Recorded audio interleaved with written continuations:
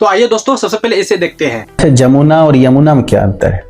इतना sir deeply तो नहीं पढ़े हैं सर। चलिए हम बताते हैं, ध्यान से समझिएगा कि वैसे दोस्तों इस दोनों नामों में काफी ज्यादा डिफरेंस है और दोनों में कंफ्यूज स्टूडेंट्स होते रहते हैं। जैसे कि मान लीजिए यमुना यहाँ पे लिखा हुआ है यानी इसका स्पेलिंग जो से स्टार्ट है, और यहाँ पे लिखा हुआ है यमुना, इसका स्पेलिंग जो है यो से स्टार्ट है, इसलिए दोनों में कंफ्यूज होते रहते हैं। कभी कभी जो स्टूडेंट्स क्या होते हैं कि इस दोनों को एक ही समझ लेते हैं, और जैसे एक समझने की गलती करते हैं तो क्वेश्चन का जो आंसर वो भी गलत हो जाता है। तो चलिए हम समझते हैं यहाँ पे कि जमुना कब कहेंगे, यमुना कब कहेंगे। तो देखिए ध्यान से, ये जो यमुना है ना दोस्तों, वो ब्रह्मपुत्र नदी का नाम है। एक्चुअली ब्रह्मपुत्र नदी अपना भारत में है, और ये भारत में जब ये नदी जो है बांग्लादेश में प्रवेश करती है ना, तो बांग्लादेश में इस ब्रह्मपुत्र नदी को जमुना के नाम से जाना जाता है। ये बात क्लियर हो गया। दूसरा चलिए हम लोग समझते हैं यमुना के बारे में। ये यमुना नदी भारत में स्थित है, जो कि दोस्तों भारत की प्रमुख नदी मानी जाती है, और ये प्रयागराज में गंगा नदी में जाकर के मिल जाती है। तो ये मेजर डिफरेंस था इस दोनों में। इसलिए दोस्तों इसके बाद आप मेरे ख्याल से आप इस दोनों में कंफ्यूज नहीं होंगे और क्लियर से आंसर सटीक मार्क करके एग्जाम में आएंगे। और दोस्तों ये जानकारी कैसी लगी आप हमें